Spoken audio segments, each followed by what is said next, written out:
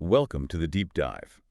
You know we love to get our hands dirty with original sources, and today we're diving deep into the world of ancient Greek philosophy. Oh, yeah, some really cool stuff. And specifically, we're going to be looking at two concepts that are absolutely central to how the Greeks thought about knowledge and skill: episteme and techne. I think most people listening probably know them better as knowledge and craft. Yeah, and I think what's so cool is how these terms can really help us dig into those ancient texts. So we've got quite the lineup today. We do. We're going to be looking at texts from Xenophon, Plato, Aristotle, the Stoics. Yeah.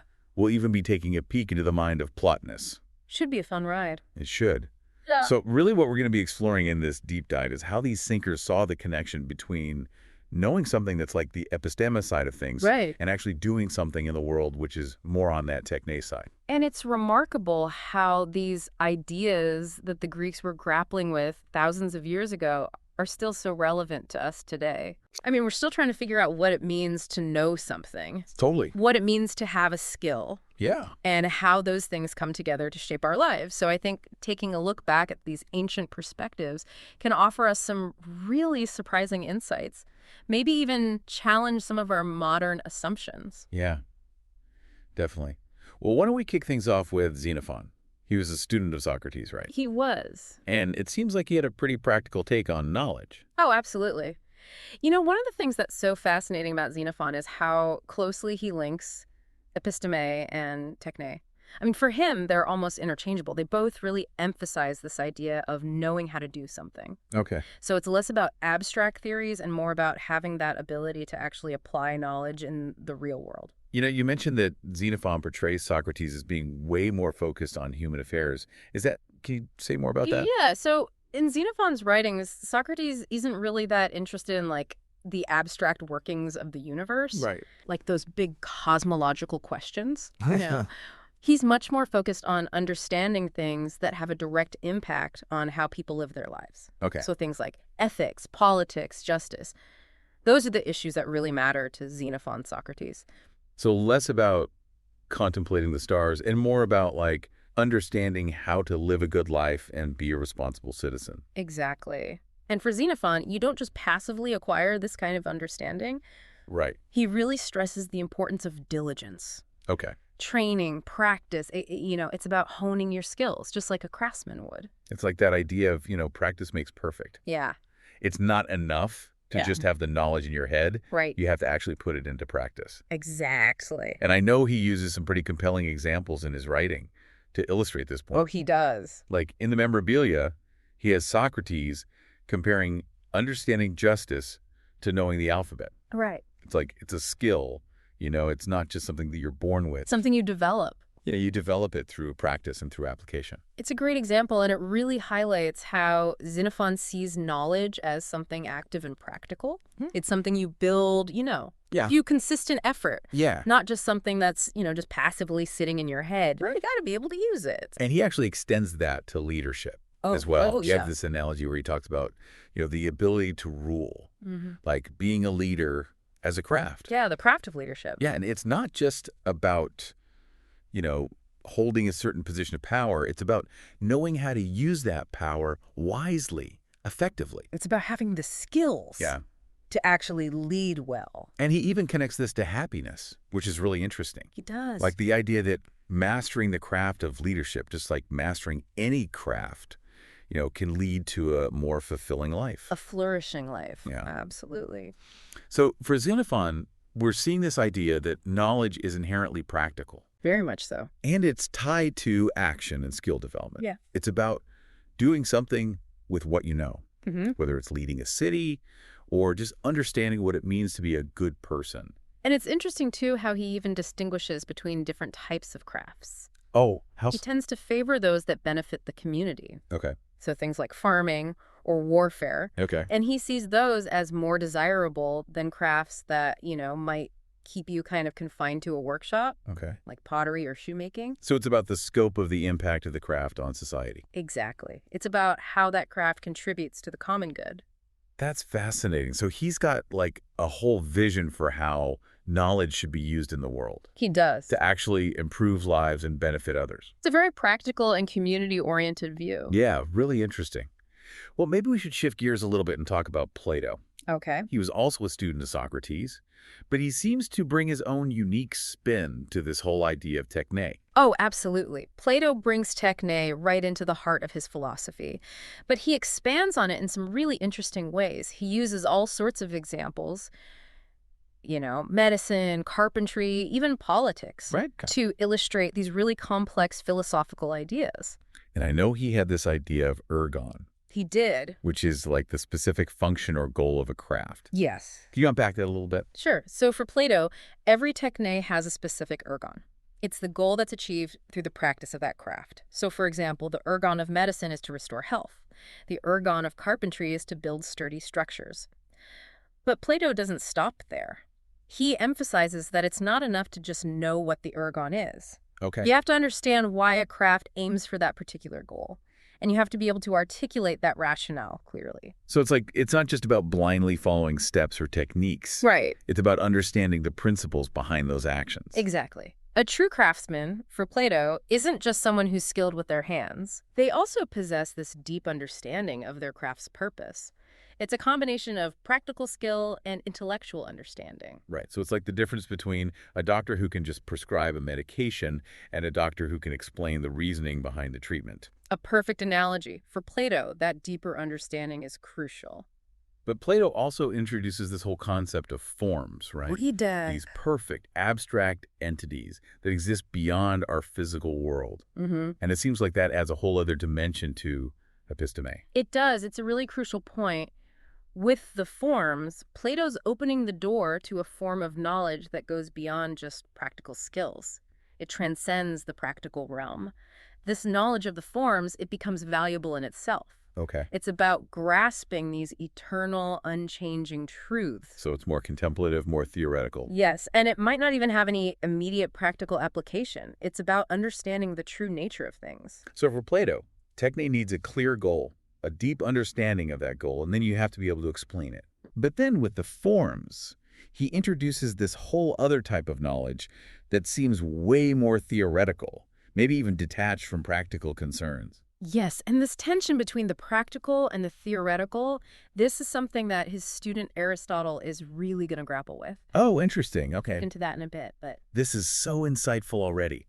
It's amazing to me how these ancient thinkers were already wrestling with all these complex ideas about knowledge and craft. it really is remarkable, and we'll see how their insights continue to resonate even today as we delve deeper into these texts. I can't wait to hear more. But first, I think it's time for us to take a quick break. So we've got Xenophon with this super practical take on episteme and techne. Right, almost like they're the same thing for him. Exactly, yeah. Right. And then Plato starts to pull them apart a little with those forms. But then we get to Aristotle, right? And he really wants to get things clear, super clear about the relationship between episteme and techne. In fact, in his Nicomachean Ethics, he kind of lays down the law and separates them. Interesting. So we're seeing like a progression here. I think so. Yeah. Like each thinker is building on the ideas that came before, but also adding their own unique spin to it. I like that. Okay, so Aristotle separates them. What's his reasoning? Well, for him, episteme is all about necessary truths, those unchanging eternal principles, kind of like what you find in math.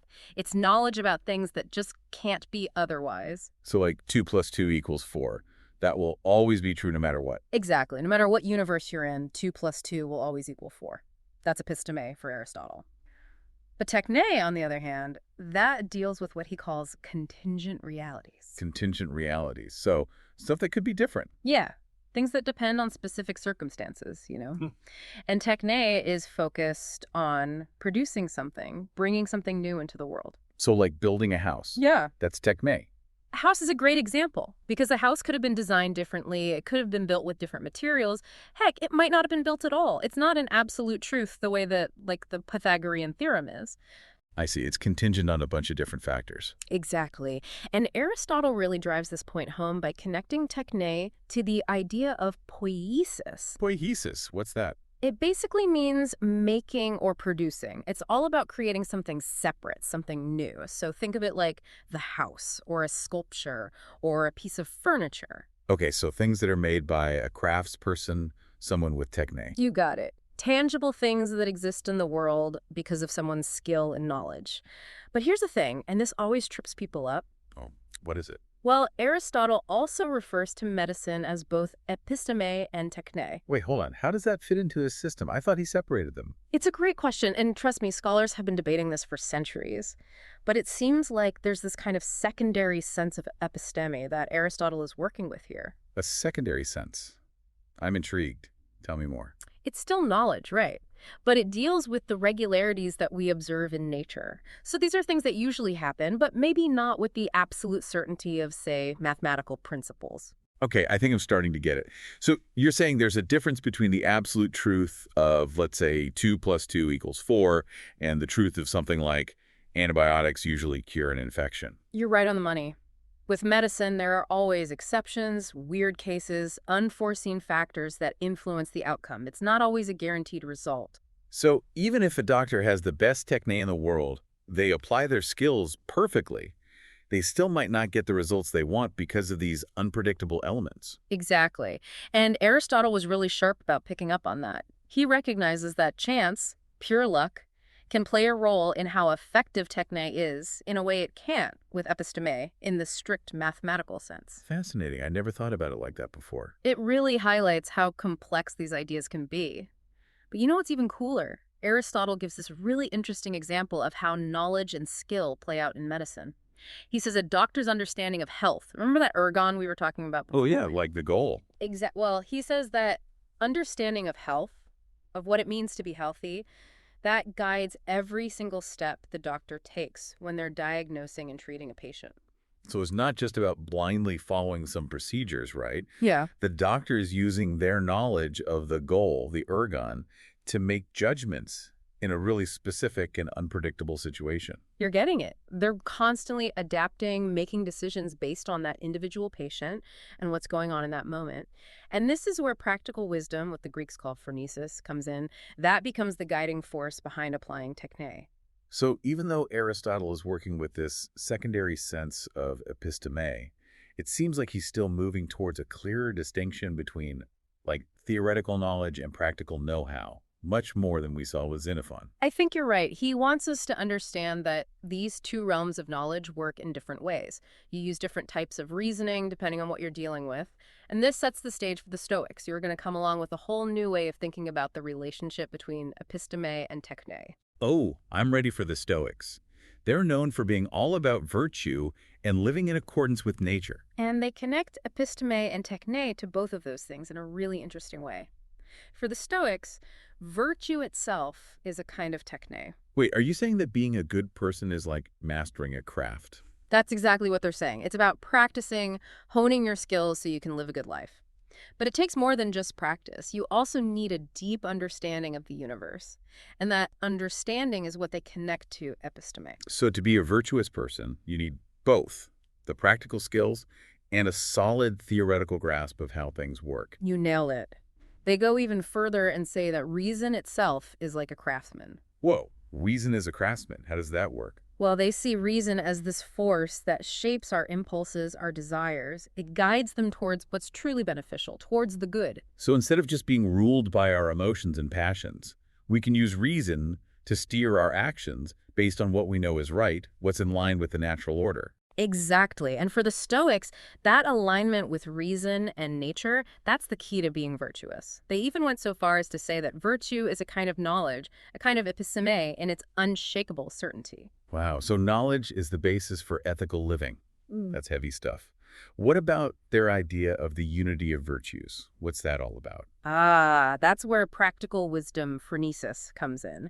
For the Stoics, phronesis is like the master skill, and all the other virtues, justice, courage, moderation, they're just different expressions of it, different ways that phronesis shows up in the world. That's a really cool way to think about it. So it's like having a really versatile tool that you can use in all sorts of situations. I like that. And you know, Cicero, the Roman Stoic, sums this up beautifully. He calls prudence, which is basically, phronesis, he calls it the art of living.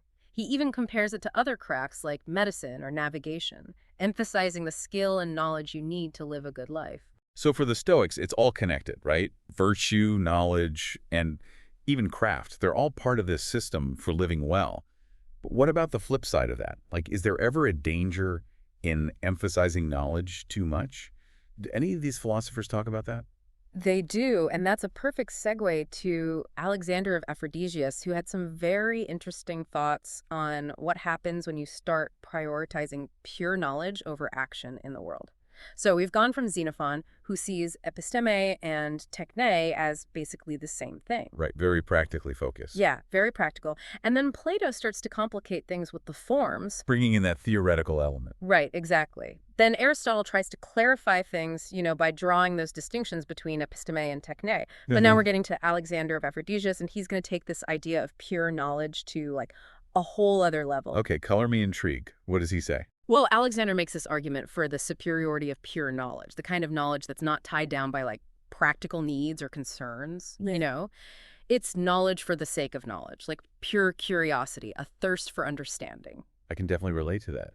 It sounds almost like the ideal of a scholar, someone who's devoted to research and just deep thinking without necessarily trying to, solve real-world problems. That's a great way to put it. He even connects this idea to the concept of homoiosis theo, becoming like God. Whoa, okay, hold on. Becoming like God. How does pure knowledge get you there? Well, Alexander's argument is that the gods, being perfect and self-sufficient, they don't need to act. They don't have to worry about practical stuff like us mortals do. They exist in this state of pure contemplation. So by seeking out pure knowledge, we're kind of elevating ourselves, getting closer to that state of divine understanding, like transcending those limitations of our physical existence and engaging in a purely intellectual pursuit. You got it. It's like we're trying to shed those earthly concerns and tap into something higher. And you know what else? He throws in this really cool concept called stochastic techne. Stochastic techne. That's a mouthful. What's that all about? It's basically getting at the fact that there's always an element of chance when it comes to practicing a craft, even if you're super skilled. Oh, I see. So even the best craftsperson can't completely control the outcome. There are always variables, things you can't account for. Right, and that's where Alexander really highlights the difference between the reliability of like pure theoretical knowledge and the uncertainty of actually applying it. Like theoretical knowledge in its purest form, that's unchanging, absolute. Right, like those mathematical truths we were talking about before. Exactly. But the second you try to apply it, put it into practice in the real world, well, that's when things get messy. You open the door to error and all those unpredictable outcomes. Makes sense. So Alexander's really pushing for this idea of knowledge for its own sake, right? Expanding our understanding, even if it doesn't have any immediate practical use. But where does that leave Techne in all of this? Well, that's where Plotinus enters the scene. Remember him? The Neoplatonist. Oh, yeah. Wasn't he big on mystical stuff? He was, and he takes this whole separation of knowledge and craft even further. For Plotinus, true episteme, that represents a direct, non-discursive grasp of reality. Like it's akin to that state of divine nous that we talked about, a profound, intuitive understanding. So it's more about mystical insight than like systematically gathering information. Yeah, more like a direct experience and intuitive knowing. And in this view, techne, which is all about the material world, those practical applications, it's seen as almost limited. Limited. How so? Well, he calls it childish in comparison to true episteme. He sees it as this mere imitation of nature, stuck in the constraints of the physical world. Wow, that's quite a fall from grace for Techne, going from practically interchangeable with Epistemes and Xenophon to almost irrelevant for Plotinus. It really shows you how drastically different these views can be. Plotinus is firmly in the camp of contemplation. He believes that pure thought, the pursuit of episteme, that's what holds true power, a power that goes way beyond anything Techne can achieve. It's about aligning with that divine nous and tapping into a whole other level of understanding. So for Plotinus, just sitting and thinking, pure contemplation, that's ultimately more transformative than any practical school you could develop. It's more about connecting with a higher realm of knowledge, the kind that transcends the limits of our material world. But he does acknowledge that there are some crafts that can, hint at this higher realm. Things like music. He says they're capable of grasping these intelligible proportions and harmonies that reflect the order and beauty of the universe. So there's a little bit of redemption for Techne there, Even in Plotinus's view, it could still give us a glimpse into something bigger. Yeah, a little glimpse. I think what's so cool about all of this is that we started with the simple question, Right. how do you explain these concepts to a philosopher? Yeah. And look where we've ended up. I know, it's like we went on this wild philosophical journey from the very practical applications of Techne to the transformative power of Episteme. And now I'm sitting here thinking, maybe knowledge is both, right? It's a tool for navigating the world, and it's a pathway to deeper understanding. And that's the beauty of these ancient Greek thinkers. They might not always agree, but they force us to really grapple with these big questions. They remind us that knowledge is this multifaceted, powerful thing. And whether we're learning a practical skill or pondering the mysteries of the universe or just trying to be better humans, the pursuit of knowledge is a journey worth taking. It's a journey that can enrich our lives in ways we never even imagined. Couldn't have said it better myself. And on that note, I think we're going to wrap up this deep dive. But hey, maybe this is just the beginning of your own philosophical journey. So go out there, explore these ideas, and see where they take you. Until next time, keep diving.